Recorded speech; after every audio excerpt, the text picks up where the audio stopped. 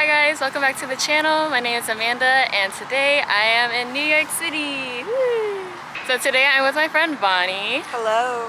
You saw her in a previous video and this is our second time in New York together. We were last here in October of 2021 and today we'll be playing We're Not Really Strangers. We'll be playing it throughout our time here in New York, so I hope you guys can get to know us a little bit better through these questions.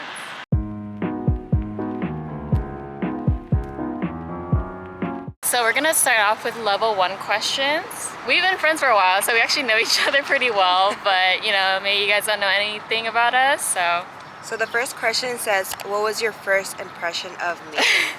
I think you were very quiet, but you were very mysterious. I think I'm very attracted towards people who are very mysterious because I want to know more about them. So I think that was my first impression of Amanda because she is super quiet. And I think you have to approach her first before she approaches you. I would say my first impression of Bonnie was quite the opposite, I guess. I was like, oh, Bonnie seems very nice and friendly. Like I mentioned before, we worked together at Milkbox, which is a boba shop, and our team was pretty small. Even though it was small, I felt like Bonnie was popular, and I was like, oh, like she's too popular, like I maybe we won't be friends or anything. But yeah, I guess my overall impression was just nice and overall friendly. She was just friends with everybody. Very opposite of each other. Yeah. So right now we're in Washington Square Park, and question number 2 is, do you think I fall in love easily? Why or why not? I think it's probably easier if we answer it for ourselves. So I would say for myself, definitely not. I feel like I might have an ideal type, at least physically, but when I do meet someone that is really cool, it is nice if I can get to know them from a friend perspective before considering them as like a romantic partner. Because if I don't know them very well, I am very good at convincing myself that there's reasons I shouldn't like them. So yeah, that's how I am. I think for me, I do fall in love easily because if I'm infatuated with them, then I do ask them a lot of questions. I think I fall in love easily with people's like personalities, so it is easy for me to fall in love with someone when I get to know them more and more. Yeah. Right now we are at the Pier 57 rooftop park, and we're gonna do level 2 questions now because we know each other pretty well, so level 1 is pretty easy. So we're gonna take it up a notch to level 2 questions. So the question is, what is a dream you've let go of?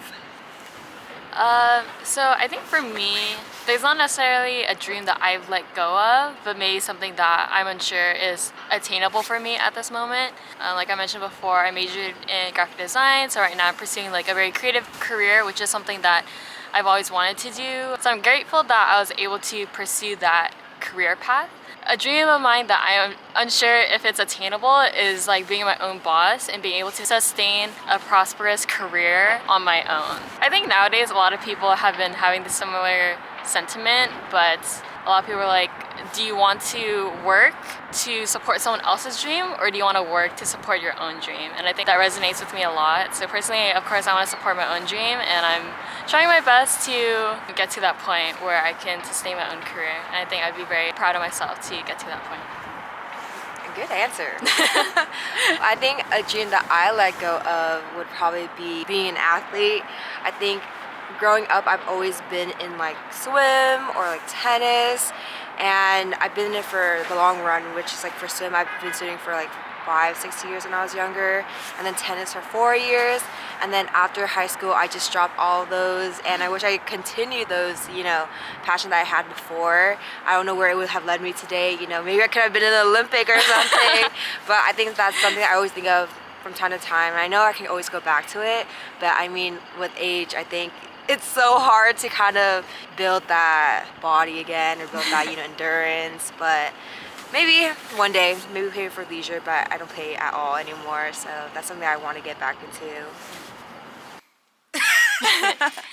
So we are currently back at the Airbnb because we wanted to take a little rest. Question is, what are you more afraid of, failure or success, and why? Well, that's a good question. I'm more afraid of success because I feel like once you reach the end goal, you might not even be happy, you know? Very true. And I feel like every day you're always working towards your goals, and I think obviously you're gonna fail in between, but those are like learning experiences. But like actually when you complete those like goals, I'm just afraid of what is the future, like what Yeah. is gonna happen after you reach that. So yeah, that's what I'm most afraid of.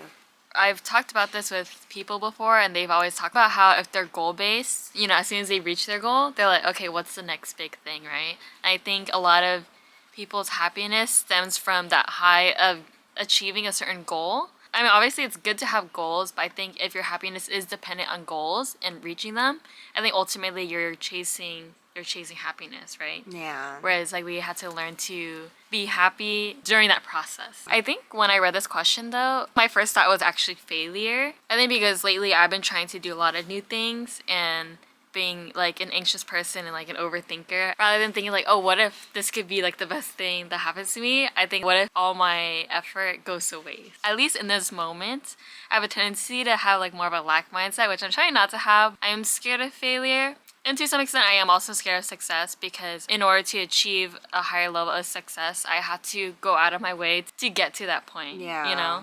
Like talking to people or just like reaching out, really chasing after that dream. It's a Saturday night and we wanted to get dinner, but we did not account for the fact that any dinner spot is really busy and we have to wait a while. So we're waiting an hour and a half for our place. For real. Yeah, so we're gonna answer another question. So the next question is, what's the most pain you've ever been that wasn't physical? Oh. Oh gosh. That's a deep one. The most pain, I could tell a recent pain. Okay. I think when I lost one of my cats Tuna. recently. His name was Tuna, and he was an important cat to me, although he hasn't been with our family for that long. It's just because he was the sweetest cat, and I've never built a connection with a cat before until I met Tuna. Our neighbors did not like cats whatsoever, so they were kind of like feeding our cats poison, the cats when they go outside, and unfortunately Tuna ate some of the poison and he ended up getting a seizure. I rushed him to the animal ER, and I've never experienced a death of a cat before, especially in, you know, the ER. So that was very traumatic. I was just crying a lot. I've never expected myself to cry that much, and I skipped work for that too. I didn't even tell my coworkers or anything. I was just like, I gotta save my cat. Aww. Yeah. For me, that is a very deep question. So for me, I would say the most pain I felt that isn't physical is heartbreak and like going through breakups.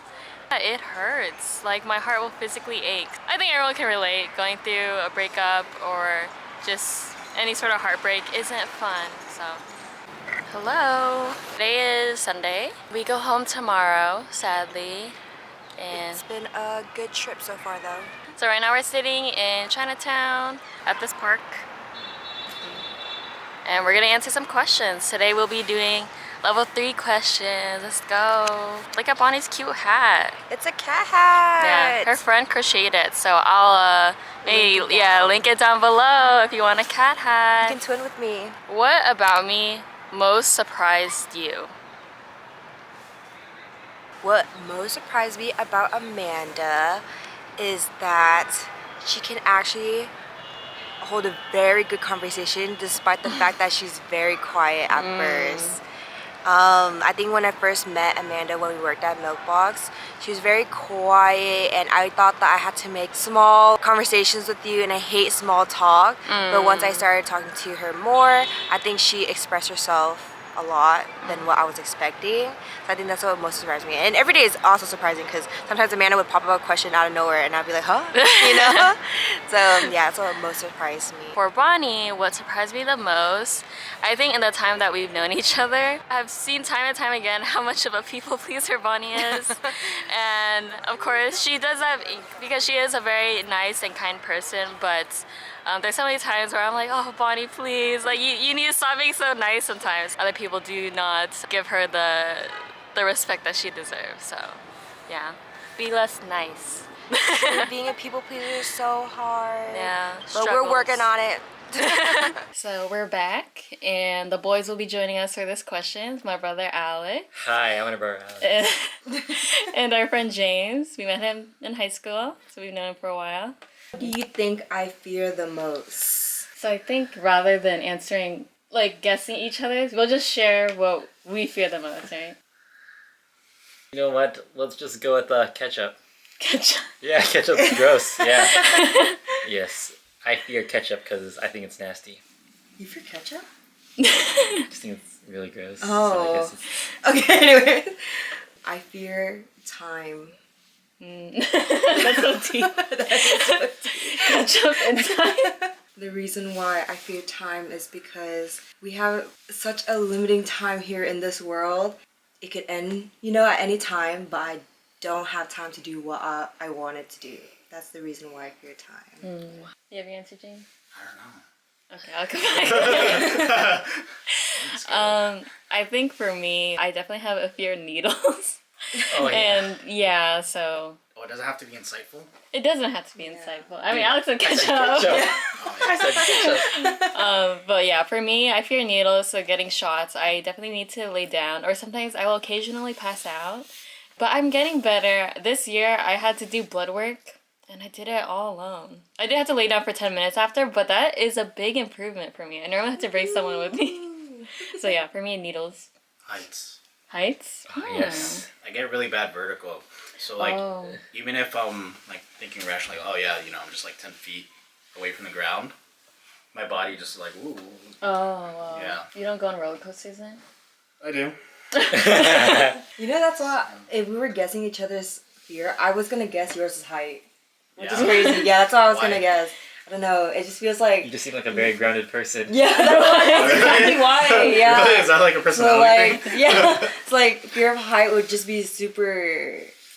What people wouldn't expect from you. James That's kind of why. looks like he'd fear nothing. Yeah, exactly.